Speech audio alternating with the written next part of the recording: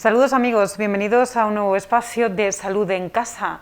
Acabamos de pasar lo peor de la tercera ola en nuestro municipio, pero es momento para cuidarnos, quizá más que nunca, para evitar una cuarta ola también agresiva aquí en Moratalla. En el programa de hoy vamos a hablar con el médico de atención primaria del Centro de Salud de Moratalla, Lope Valcárcel, quien nos va a ilustrar esta noche sobre alimentación y sistema inmunológico. Vamos a coger pinceladas, ideas y sobre todo consejos para cuidarnos y para prevenir la COVID en el caso de que la cojamos de la mejor manera posible, sobre todo para estar saludables de cara pues a todo, ¿no? Y a la pandemia. ¿Qué tal? ¿Cómo estamos? Muy bien, muy bien. Una tercera ola que parece que ya estamos empezando a salir. Parece que estamos empezando a salir. Tendremos una cuarta ola. Sí, ¿no? Vamos a ver si nos sujetamos nosotros mismos.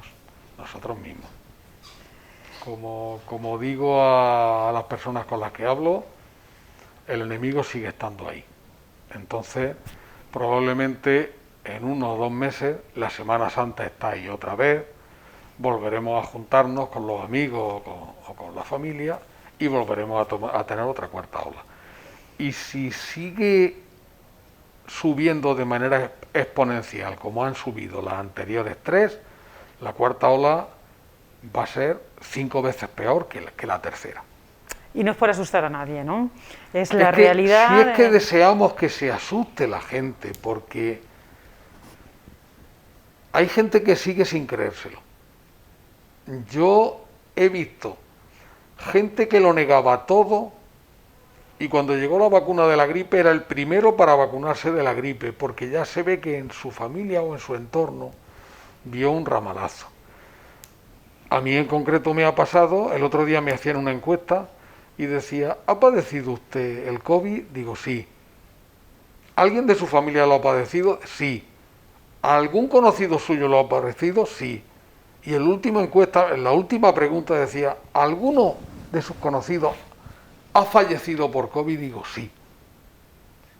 La tercera ola ha sido criminal. Como la cuarta la dejemos que llegue, esto no es nada comparado con lo que puede ser. Y mientras apelamos a la responsabilidad de todos, esta noche, esta tarde, vamos a escuchar varios consejos, ¿no?, que nos va a dar relacionados con la alimentación para fortalecer el sistema inmunológico. Háblenos de esa importancia de la alimentación en la base del desarrollo del ser humano y de las enfermedades. El cuerpo humano es una máquina perfecta, pero perfecta. No nos podemos imaginar los hombres inventando una máquina que se haya ido mejorando y optimizando a lo largo de miles de millones de años.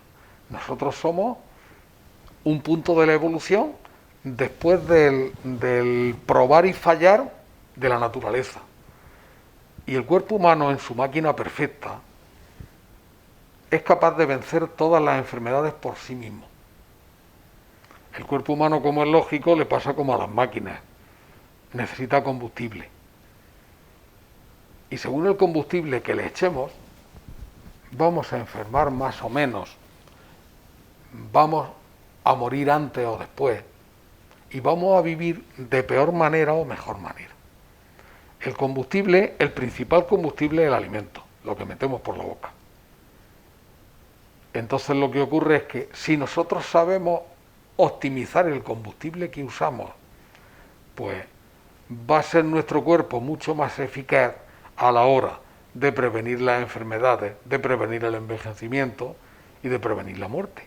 Morir nos vamos a morir, pero no es lo mismo morirse a los 50 o a los 60 años en muy malas condiciones a morirse a los 95, a los 100 o a los 120, como calculamos perfectamente que vivirán.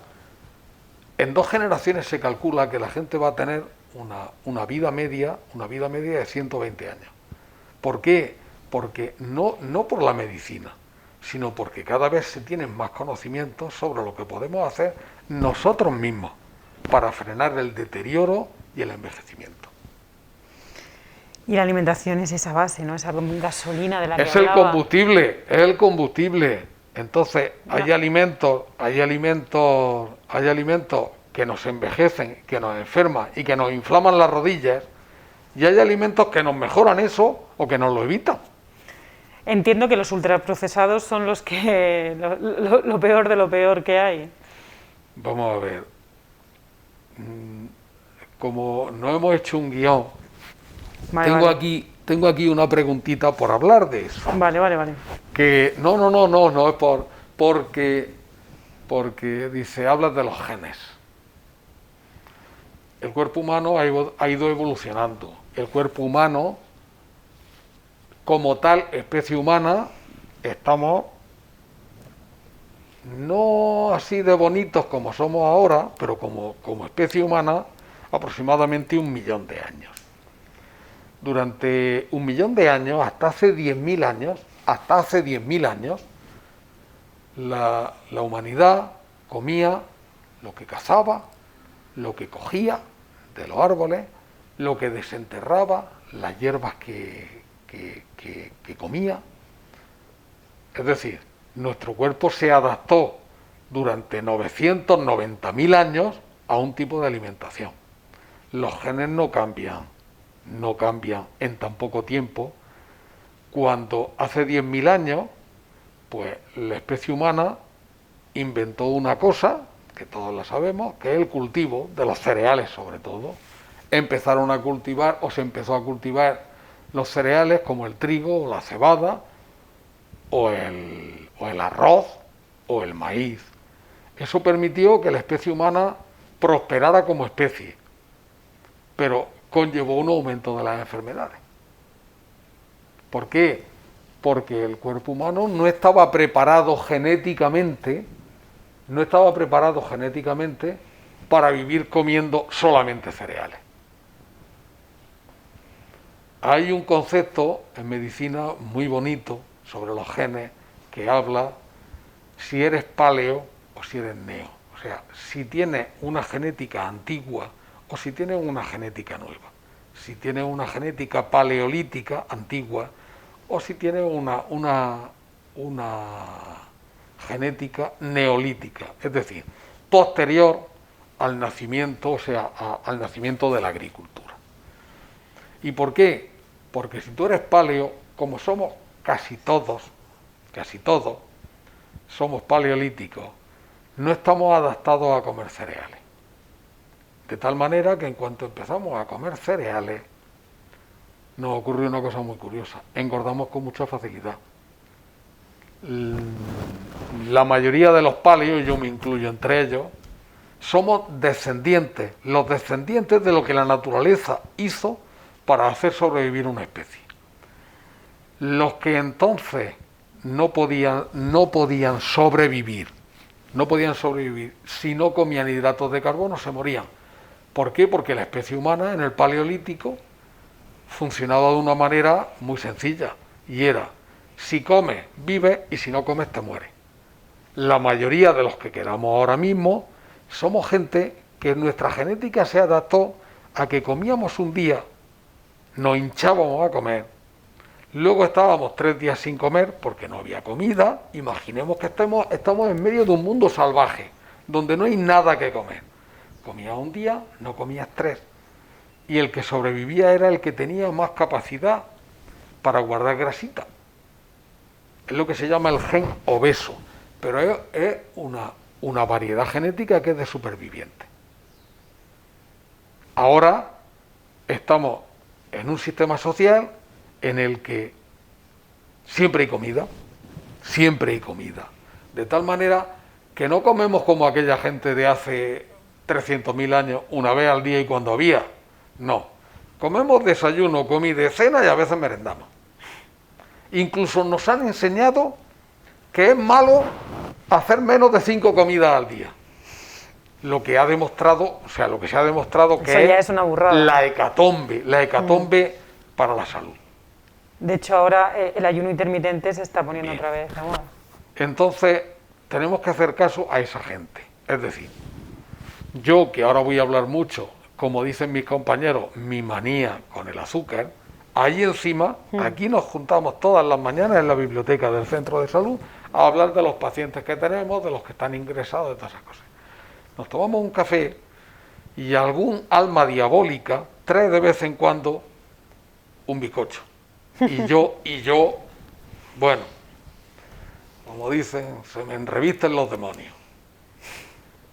A eso añadimos, vamos a entrar en el concepto del neolítico. La gente empieza a comer cereales, supone que hay alimento de reserva y entonces, pues la humanidad se expande. El origen de las ciudades, el origen de la civilización, el origen de todas las cosas tan hermosas que vemos, es gracias a los cereales que se hicieron en el Neolítico hace 10.000 años. Pero los cereales que comía aquella gente eran cereales integrales, es decir, con su fibra, lo trituraban todo. ¿Qué es lo que ocurre hace 100 años? Hace 100 años. Yo oigo mucho cuando la gente, no de mi edad, incluso más joven, dice, no, es que los antiguos eran más sanos. Es que hace 100 años se produjo una revolución industrial tremenda y negativa para la salud. Y fue el descubrimiento de los molinos que separaban la cáscara del almidón de los cereales. Entonces, el pan ya no era integral. El pan ya era pan blanco. Pero además, como mejoraron todas las comunicaciones, pues los alimentos empezamos a usar mantequilla sanísima. Yo a quien lo quiera oír, la mantequilla auténtica y natural es un alimento muy sano. Empezaron a usar manteca hasta que llegó la segunda revolución industrial de los años 50 en lo que respecta a la alimentación, que fue el descubrimiento de otro de los grandes venenos en la alimentación, que son las margarinas. Aceites vegetales que para que no se enranciaran los sometían a un proceso químico que los hacía indigeribles para el organismo. Mataban el hambre, pero a su vez creaban muchísima arteriosclerosis. De tal manera que ya tenemos. Vamos a darle 10 años más o en los mismos años 50. Y es la eclosión de la industria alimentaria. ¿Y qué hace la industria alimentaria? Pues cada vez hacer productos alimenticios que llenan el estómago de peor calidad, con más ingredientes que cada vez se parecen menos a lo que comían nuestros antepasados y que lo único que hacen es generar inflamación, que no la notamos cuando nos tomamos 2 empanadillas, no la notamos, pero cuando tú cada día vas comiendo alimentos de esos, tus células se van envenenando, se van, ¿cómo diría yo? Los canales que llevan a ella el alimento y los canales que sacan la basura de esas células se van bloqueando. El cuerpo sigue siendo una máquina perfecta, pero si tú coges el mejor coche del mundo y empiezas a echarle un combustible de mala calidad, antes o después te acabas cargando el mejor coche del mundo. Es nuestro combustible el que nos envejece, el que nos enferma, el que nos hace que tengamos mucha más artrosis, muchas más enfermedades, mucho más de todo. Queremos relacionar la alimentación con el sistema inmune. El sistema inmune es el que nos defiende, ¿no?, de las infecciones que podamos sufrir. Bien, el 85% del sistema inmune está en el intestino. ¿Por qué? Pues muy sencillo, porque el intestino es el que recibe el 90 o el 95% de toda la carga que puede atacarlo, y por eso desarrollamos un sistema inmune intestinal. Nos podrán decir, a los médicos cuando somos estudiantes nos dicen que el sistema inmune está en las células de la médula ósea, que está en el timo, que está en el bazo, sí, pero el 80-85% de las células inmunes está en el intestino, porque todo lo que comemos tiene que tener una defensa, una barrera de defensa, y ese es el intestino. De tal manera que nosotros, y lo iremos hablando a lo largo de la charla, tenemos en nuestras manos estimular el sistema inmune o apagarlo, y nos enfermaremos con más facilidad. Cosas que estimulan, perdón, cosas que atacan al sistema inmune. El primero, siempre lo digo y lo siento, bien, el azúcar. Uno de los 3 venenos blancos, ¿no? Hay experimentos que han cogido una placa de Petri, que es la placa de laboratorio, donde hay un cultivo de leucocitos, las células blancas de la sangre, que son las que llevan todas nuestras defensas en la sangre. Y le han destilado una solución de glucosa, de azúcar. Al microscopio se ve como las células, los glóbulos blancos, se encogen y se mueren. No pueden soportar el azúcar. Cuando yo siempre digo esto, y lo siento a quien me lo haya oído, porque dirán que soy muy pesado. La gente se toma un pastel, y el pastel lleva, no vamos a hablar de la harina, lleva 20 gramos de azúcar. 20 gramos de azúcar, no lleva más, 20 gramos de azúcar. Yo le pido a la gente que haga cálculos. La cantidad de glucosa normal, que hay en la sangre son 100 miligramos por 100 mililitros. Es decir, si yo tengo 5 litros de sangre, yo tengo en toda mi sangre 5 gramos de azúcar. Y le estoy metiendo en un pastel 20. ¿Qué tiene que hacer mi cuerpo para volver a dejar otra vez en 5 gramos la cantidad? Tiene que hacer esfuerzo inmenso, esfuerzo bioquímico, esfuerzo además que se deriva a que todas las demás funciones del organismo se detraen, se ponen peor. Un corazón que funciona peor, un hígado que funciona peor, una digestión que funciona peor, un cerebro que funciona peor. No han dicho siempre mentira que el azúcar era bueno para el cerebro. Mentira. El azúcar nos embota el cerebro. Pero siempre nos lo han dicho. ¿Por qué? Pues porque siempre ha habido información interesada en que creamos que comer mucho azúcar es sano. Un bollo, ¿no? Antes de hacer un examen. Eso es una aberración. Se sabe que el cerebro funciona con glucosa, con azúcar, pero la extrae de otros determinados alimentos. Como la fruta, por ejemplo. O los mejores alimentos para el cerebro, la grasa saludable, nueces, almendras, olivas, aguacate, aceite de oliva. ¿Por qué? Si el 95% de nuestro cerebro es grasa, ¿creemos que el azúcar es el que va a conformar la grasa de nuestro cerebro? Será la grasa de calidad, no la grasa que he mencionado antes, que es la grasa trans, que como el cuerpo no puede procesarla, porque la grasa trans es un experimento químico. Me refiero a la grasa, pues si la gente, aunque ya lo he dicho antes, la grasa que está en las margarinas. Con las que se hacen muchos productos. Toda la pastelería industrial está hecha con margarina, que es una mantequilla química. La nata que vemos en un pastel ya no es nata. Siempre nos dijeron, incluso a los médicos, la nata sube el colesterol. No, lo que subía el colesterol era la nata artificial que lleva toda la bollería industrial.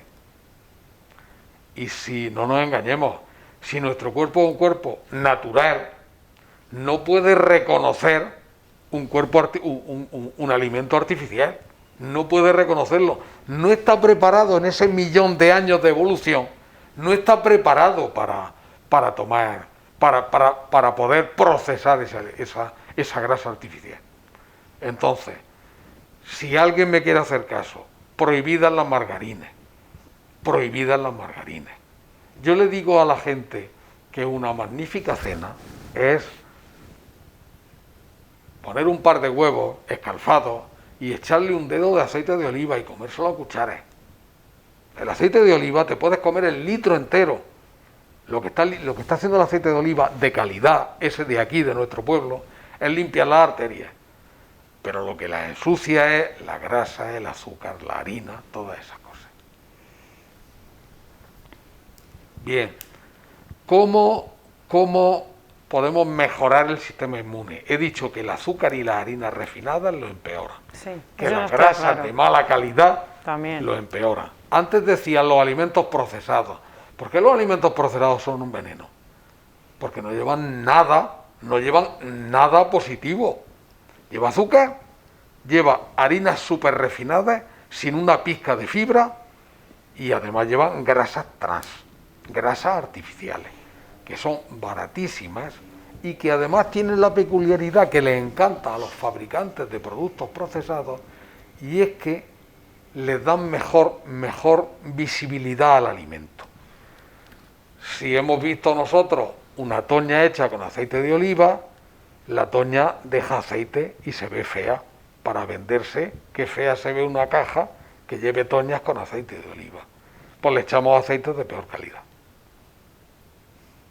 Pero es que además hemos llegado en la manipulación de las grasas artificiales a alimentos que teóricamente son muy sanos, los procesamos de tal manera que el aceite que tratan de vendernos, ahora hablaré de cuál, un ejemplo, siguen siendo venenos. Las pipas de girasol son un alimento magnífico. El aceite de girasol es un veneno. ¿Por qué? Porque para poder extraer el aceite a las pipas de girasol, resulta que lo someten a procedimientos químicos que hace que sea otro veneno más que tomamos. Pero es que incluso yo veo en anuncios de televisión como dice, con aceite de girasol alto oleico. Puede llevar todo el ácido oleico que quiera, que es muy sano, pero si detrás tienes grasas que tu cuerpo no sabe cómo metabolizar, lo único que vas a hacer es, pues lo que haces tú si llevas cacharros a tu casa que no sabes qué hacer con ellos, almacenarlos como basura, y es lo que pasa con eso. Muy bien. Mejores alimentos para aumentar la inmunidad. Eso quería ver. Vamos a ver, la fibra. La fibra, salvo en poquísimas personas que les cae mal los garbanzos y las alubias, porque tienen unas cosas de las que podremos hablar en otra charla, que son las lectinas, que además la humanidad ya ha aprendido cómo, y ahora mismo, cómo matar la mayoría de lectinas, que son las únicas proteínas malas que tienen las legumbres, pues con la olla a presión. La olla a presión se carga todas las lectinas, que son malas proteínas que pueden generar respuestas inmunes. Fibra, el salvado de avena o de trigo. Fibra, la fruta. Pero recuerdo una muchacha que estuvo aquí haciendo un trabajo, una médica, que decía, se nos olvida que las frutas son las golosinas de la naturaleza. Nosotros somos una especie de 1 millón de años. ¿Cuándo se comía la fruta? Pues en verano, la fruta de verano, que además era salvaje. ¿Qué quiere decir? Una fruta pequeñita, no las frutas que nos vienen ahora a los mercados. En otoño, los frutos secos. En invierno, algunas frutas de invierno. Pero ahora nos vamos a una tienda o a un supermercado y tenemos fruta así. De hecho, yo tengo pacientes que dicen que son capaces de comerse 2 kilos de fruta, 2 kilos de fruta al día. Acabas de convertir un alimento teóricamente sano en otro veneno, porque son golosinas. Golosinas. Más alimentos. La leche, y lo siento por el que venda leche, es un veneno.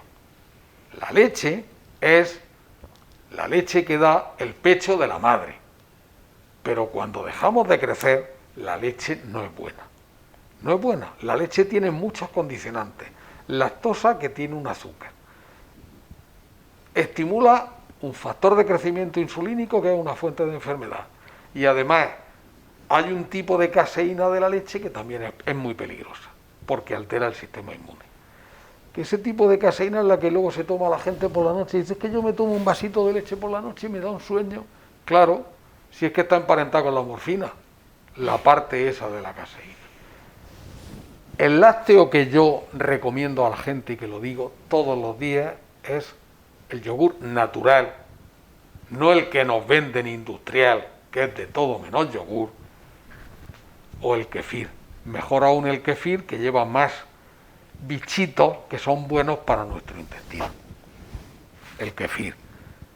Mujeres e incluso gente que le guste un trozo de queso de buena calidad. Si no están las mujeres embarazadas, es preferible el queso de leche cruda al queso de leche pasteurizada. Ahora ya por la moda se le dice a las embarazadas que no, por si tuvieran algún rastro de parásitos, ¿qué tal? Pero eso es, la leche no, el kefir muy bien. Pero como hablamos de cosas buenas y cosas malas, yo quiero hablar de una cosa que leí hace poco que se llaman las lactochuches. ¿Y eso qué es? Pues las lactochuches es que tú te vas al sitio de los yogures de los supermercados y tienes yogures de sabores, yogures de no sé qué, mezcla de leche y fruta, natillas, yogures griegos que son de todo menos yogur griego. Es decir, el 90% de las vitrinas de los lácteos de un frigorífico, de un supermercado, pues son un veneno alimenticio que disminuye muchísimo las defensas. Es decir, cuanto más se huya de eso, mejor. Es que yo a mi hijo me gusta darle un yogur. Trata de que sea un yogur de buena calidad. Y recuerdo una cosa que lo sabemos todos. No es de mejor calidad lo que más se anuncia en la televisión. Que la gente somos muy tontos y nos creemos todo lo que... Si lo dicen en la tele. En la tele, con tal de ganar dinero, les da igual decir lo que sea. Entonces, ¿qué puedo tomar como lácteo? Un yogur de buena calidad. Si es ecológico, mejor. El concepto de ecológico podemos hablar otras veces también de que ahora ya es que ya todo es ecológico, todo es ley y todo es esta. Sí, pero bueno... Un kefir de calidad y un queso de calidad.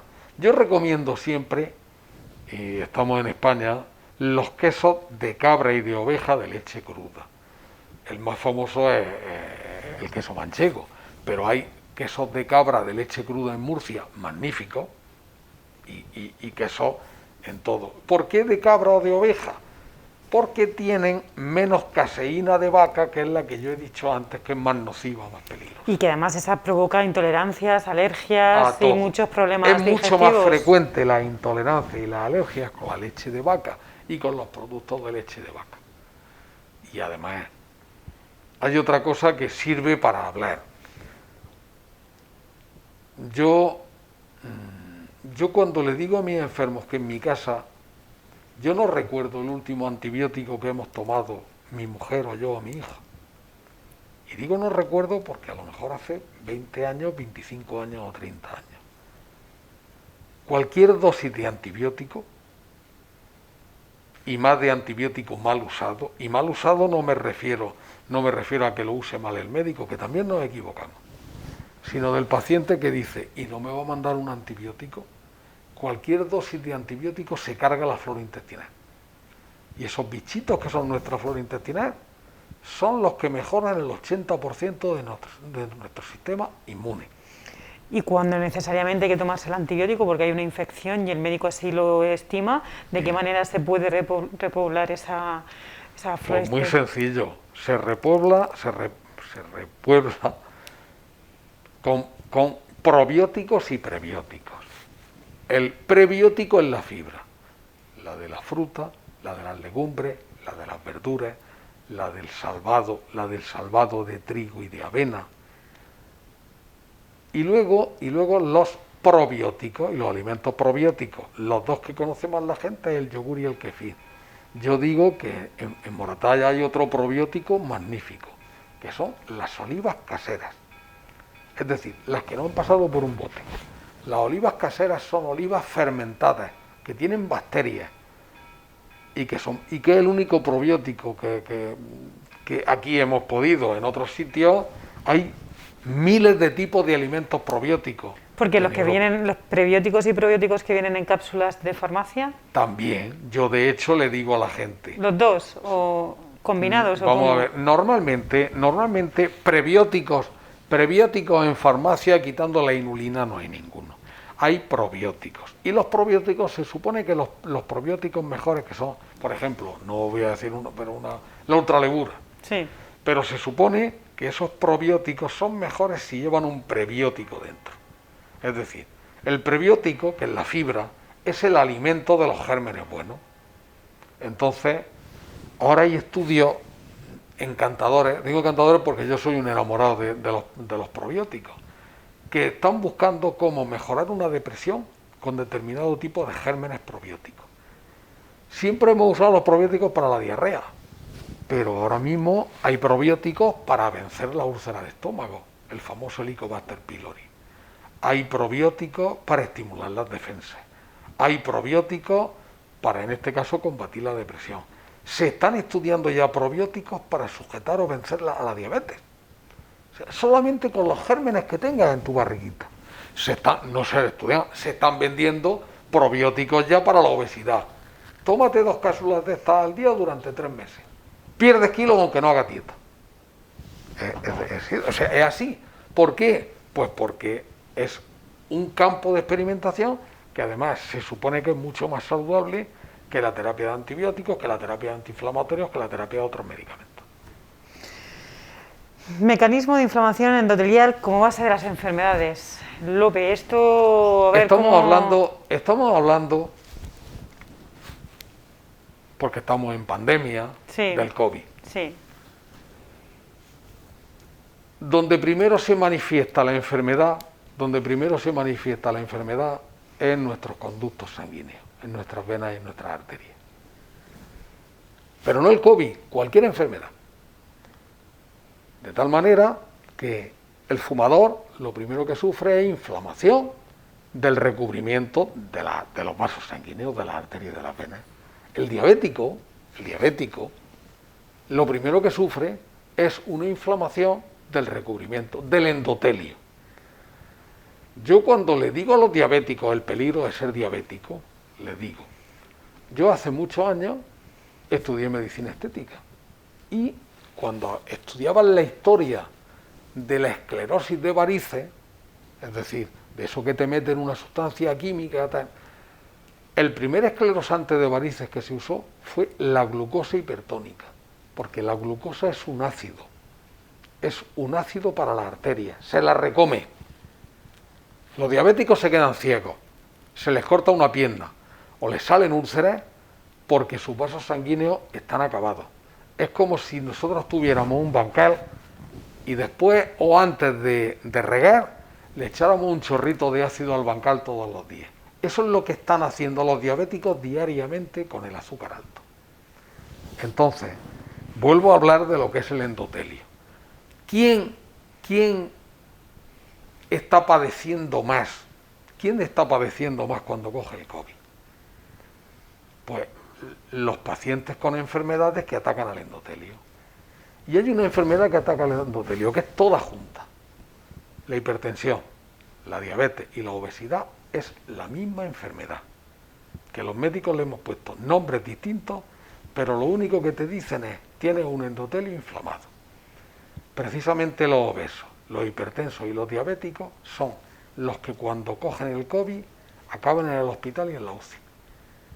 Yo, como ejemplo, hace 3-4 días viendo el periódico, veía una niña de 14 años que acababa de salir de la UCI con el COVID. Que la gente no cree que niños de 14 años entren en la UCI. Y más pequeños han entrado. Y yo veía a la nena y yo al que me ha conocido, yo siempre he sido obeso, porque soy un comilón. Y sigo siendo un comilón. Yo soy un comilón. Entonces yo veía a la nena que acaba de salir de la UCI, y era una nena que con 14 años podía pesar 85-90 kilos. Sí, la foto se veía que era... Bien. Nadie le dijo por qué había estado en la UCI. Porque su sistema endotelial, es decir, a esa nena se le hace el azúcar en sangre y lo tiene normal. Pero su cuerpo está haciendo todos los días, no sobreesfuerzo, súper sobreesfuerzo, para mantener el azúcar en la cantidad esa. Y eso se traduce en ataque al endotelio. Cuando se inflama el endotelio, el riego sanguíneo fracasa. Y todas las células envejecen o enferman por una cosa muy sencilla. Porque no les llega bien el alimento y porque no pueden sacar la basura de sus células. Si no te alimentas, te mueres de hambre, células que se mueren de hambre, o si no sabes, o si no puedes echar a través de las vías excretoras la basura que produce, pues también te mueres o envejeces o enfermes. Entonces es eso. Hay gente, hablamos de eso, dice, hay gente muy delgada que también está en la UCI, sí, pero es que esa gente suele tener o enfermedades relacionadas con el sistema endotelial, o son fumadores. Yo, como ya me peleé mi primera parte de la vida como médico, me peleé con el tabaco, ahora me peleo con el azúcar. Pero es que el tabaco es un tóxico para los vasos sanguíneos. Si fumas y además bebes o tomas azúcar o harina o zumos o refrescos, pues tienes todos los números.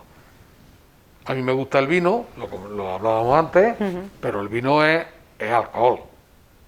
El alcohol es un azúcar turbo. Es decir, tiene los mismos efectos que el azúcar.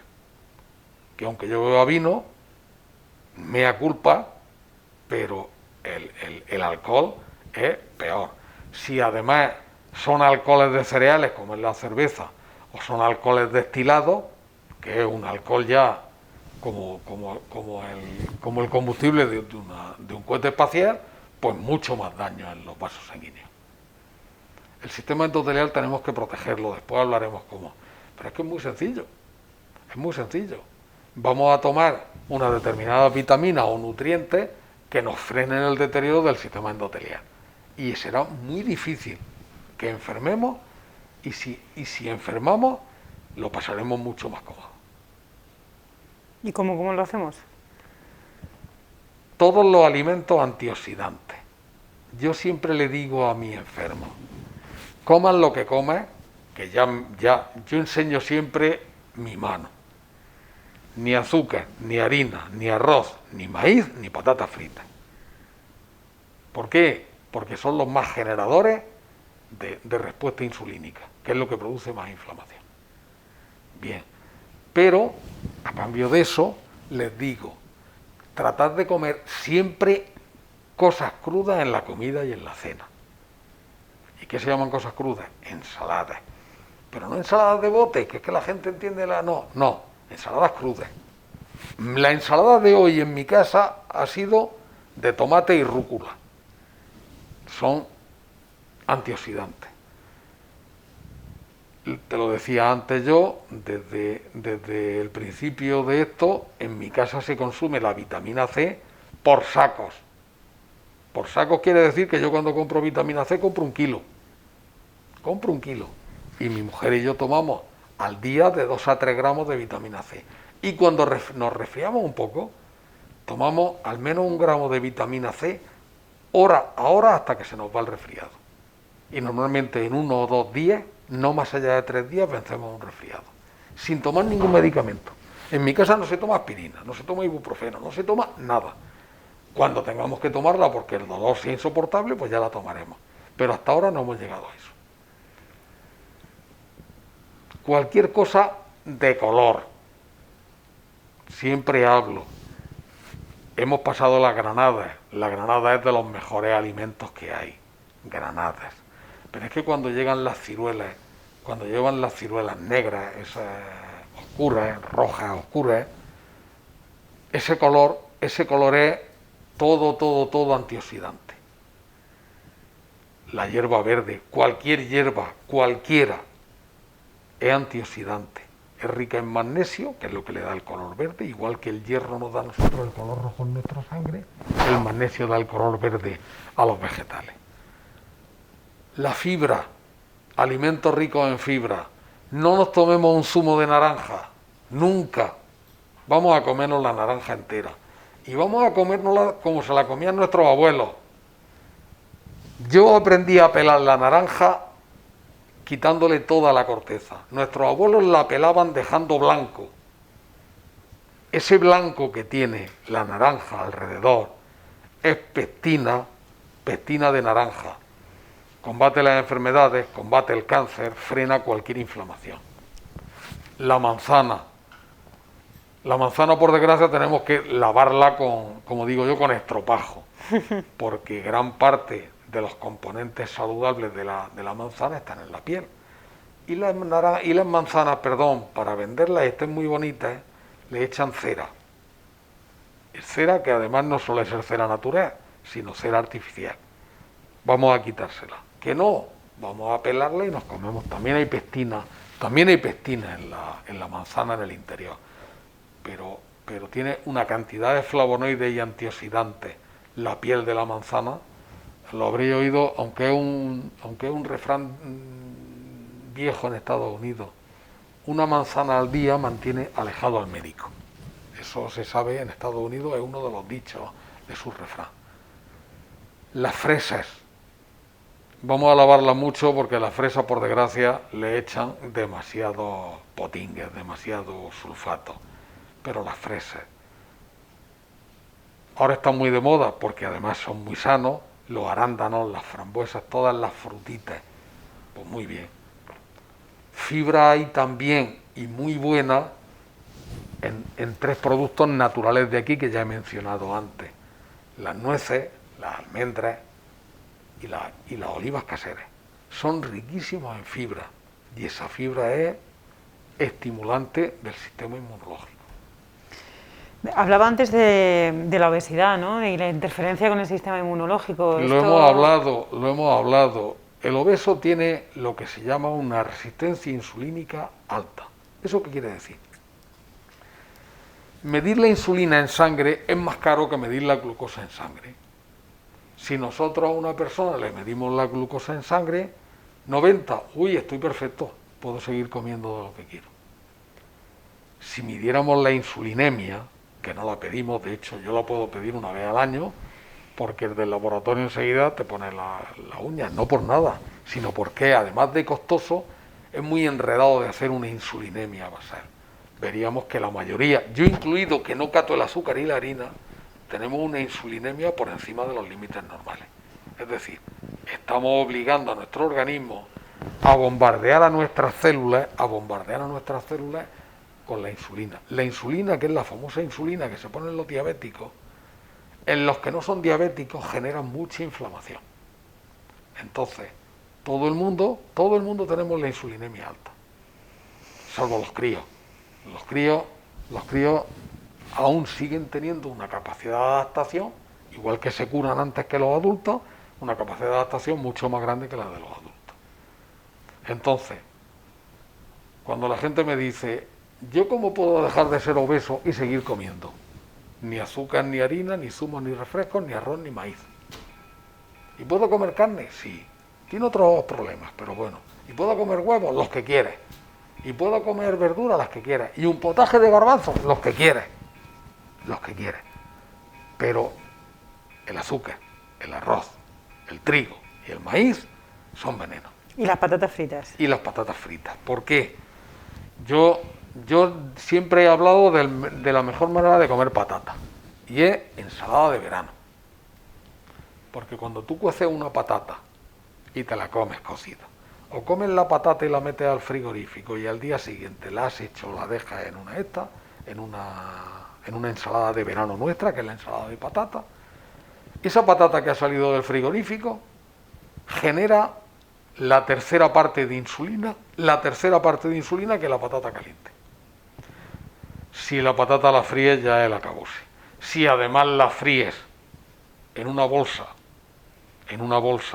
de las que te venden en aceite de maíz o de girasol, que son venenos, pues tu organismo está bregando producir insulina para la patata y no saber qué hacer con el aceite, que es basura y que tiene que guardar en otro sitio. Y el organismo es muy sabio. ¿Dónde puedo guardar la basura? Hago grasa y en la grasa meto la basura, porque la tengo ahí aislada. De tal manera que son 2 mecanismos para engordar y para disparar el azúcar. Y a todo esto, ¿el estrés cómo afectaría al sistema inmune y a enfermedades crónicas? Estamos hablando mucho de insulina. La insulina se produce cuando comemos azúcar y harina y tal. Pero hay otra hormona que genera también el disparar el azúcar.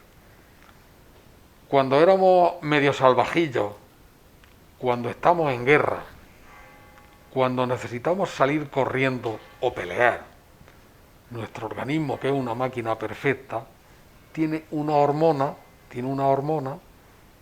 para disparar el azúcar en sangre, que es el cortisol. ¿Y por qué necesitamos el azúcar en sangre alto cuando tenemos que correr o pelear? Porque necesitamos glucosa y necesitamos salir corriendo o pelear. Pero nuestro problema ahora es que el estrés físico, o de una guerra, o de una pelea, o de salir corriendo para que no te comiera un león, ahora es el estrés del trabajo, te estresas, produces cortisol, y cuando acabas de trabajar te vas a tu casa, te hinchas a comer y te sientas en el sofá. De tal manera que tu cuerpo con el cortisol genera el azúcar al que está acostumbrado por millones de años para que tú puedas luchar o salir corriendo, pero luego tú no gastas el azúcar. Te quedas en tu casa tranquilo sentado. ¿Qué es lo que haces con ese azúcar? Pues el azúcar en el organismo dice, vamos a generar más grasa que no podemos hacer. A esto me viene una cosa, hablar de la obesidad y la diabetes. La grasa que tú comes no genera grasa.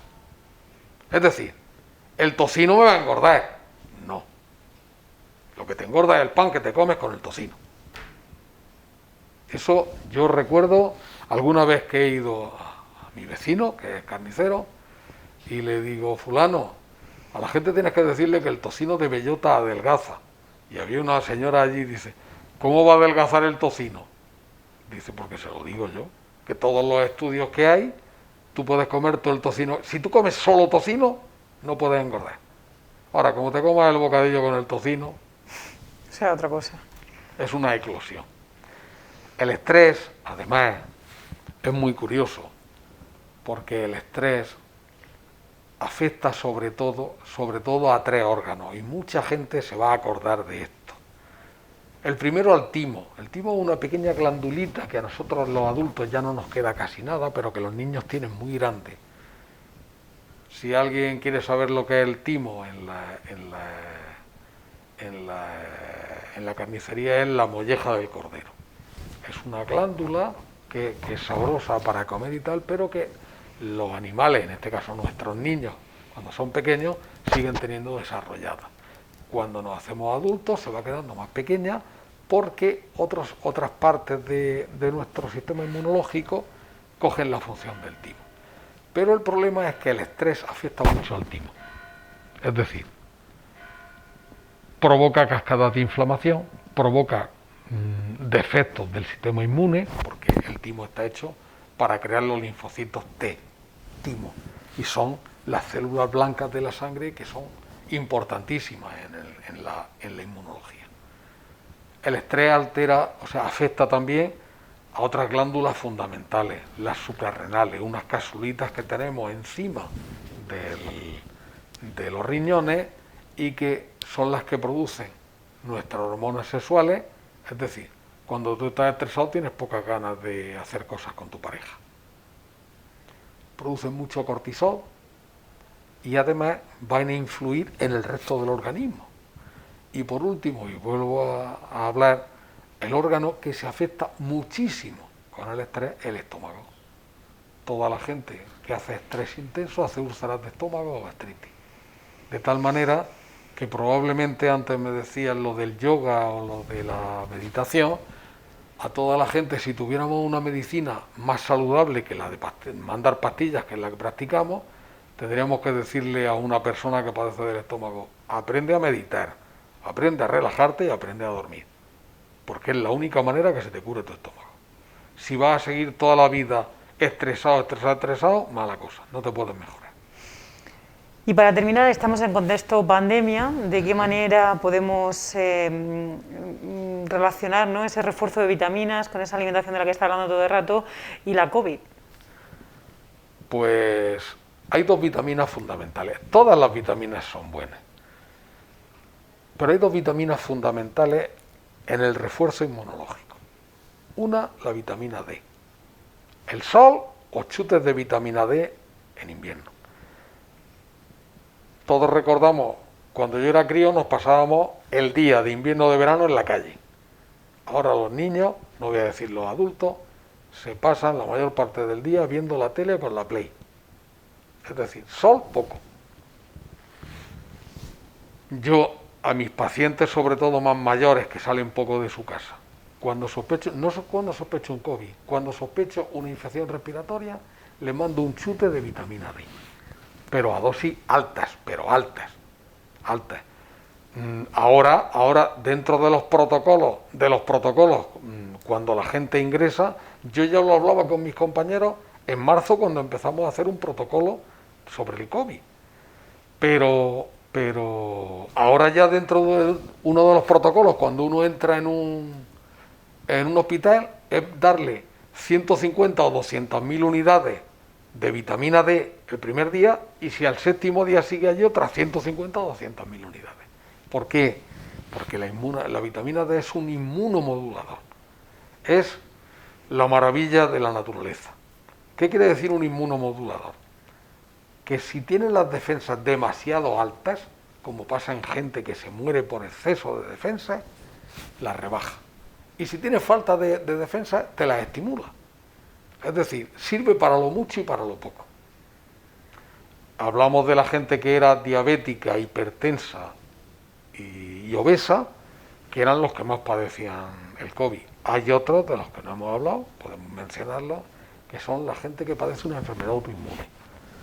La gente que padece una enfermedad autoinmune es gente que tiene un sistema inmune alterado y responden demasiado, tan demasiado que enferman a su propio cuerpo por una respuesta inmunológica. Esos también las pasan mal en la UCI o en los ingresos hospitalarios. Y la otra vitamina fundamental, es la vitamina C. Como yo hablaba antes, la vitamina C, hay un señor que se ha hecho muy famoso en la televisión y en todo tal, que es el famoso doctor Fauci. Fauci es el asesor de los presidentes de Estados Unidos sobre el COVID, porque es un inmunólogo y tal. Y el hombre lo dice, o sea, yo, desde que empezó el COVID, yo me tomo 6, 7, 8, 10 gramos de vitamina C al día. Y lo dice el hombre, y lo dice para el que quiera oírlo. Y ya está. Y otra vitamina muy buena, que a mí se me ha olvidado tomar. Cuando a mí me preguntan qué síntomas he tenido en el COVID, yo solo he tenido 2 síntomas. Uno, la falta de apetito, que me molestaba porque siempre he sido un comilón. Y la otra, la boca muy seca. A las 4 de la mañana yo me despertaba con la boca seca y bebía agua y bebía bien. Hay una vitamina que evita la sequedad de la boca, que es la vitamina A. La vitamina A, yo cuando leí un artículo sobre la vitamina A que me encantó, decía: la vitamina A es para las células como el espejo para las mujeres que se están pintando los labios. El espejo te dice dónde te tienes que pintar. La vitamina A le dice a las células en qué parte se tienen que hidratar. Porque yo podría beber mucha agua, pero si mis células no sabían dónde hidratarse, pues yo seguía teniendo la sequedad. Y yo debería haber tomado vitamina A, pero como tampoco me molestaba tanto esto, pues no la tomé. Pero son las vitaminas. Todas las vitaminas B. ¿Dónde están las vitaminas B? Sobre todo en la fruta y en la verdura.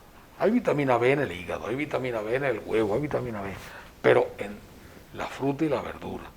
Si somos capaces de tomar sobre todo verduras y sobre todo cruda, muchísimo mejor para frenar cualquier enfermedad. Comentaba yo antes que lo primero que hice cuando salí de pasar el COVID era todas las tardes irme a mi cortijo a andar y tomar el sol, tomar vitamina D. Pero luego otra parte, el movimiento genera movimiento. Cuando tú andas, tus células tienen mejor circulación y se desintoxican y van arrastrando y van lavándose de los acúmulos que has podido generar por la inflamación del COVID, de la infección. Entonces, vuelvo a lo mismo siempre. Comer sano. Procesado, no nunca. Sí, una vez al año si es el cumpleaños de tu hijo. Pero yo esta anécdota la he contado muchas veces. Cuando uno va al supermercado es curioso que se dedica a ver los carros de los demás. Cajas y cajas y cajas de productos procesados. Cajas y cajas y cajas. El producto procesado es un invento de la industria para que esté en la estantería años y años sin caducar. Mientras que la fruta, por desgracia, tienen que tirarla Un supermercado y una tienda tiene que tirar mucha fruta y mucha verdura. No sacan rentabilidad. Los productos procesados sí. Y a nosotros nos envenenan en su beneficio solo. Cuanto menos productos procesados, mejor. Cuanto menos azúcar y harina y zumo y refrescos, mejor. ¿Es que me gusta el azúcar? Bien. Si eres capaz de correr después media maratón, cómete el trozo de azúcar para gastarlo. Pero si te vas a comer el trozo de azúcar y después te vas a quedar sentado viendo la tele, no lo hagas en la vida. Mejor que no. Pues con todos estos consejos que nos quedamos, que esta noche el programa ha sido para verlo con papel y boli. Muchísimas gracias, Lope. Muy bien. Una vez más. Y a todos ustedes, muchísimas gracias también por acompañarnos, por dejarnos entrar en sus casas y esperamos que el programa de hoy les haya dado muchas ideas para ese camino a la vida más saludable y para pasar la COVID si nos toca de la mejor manera posible. Hasta la próxima.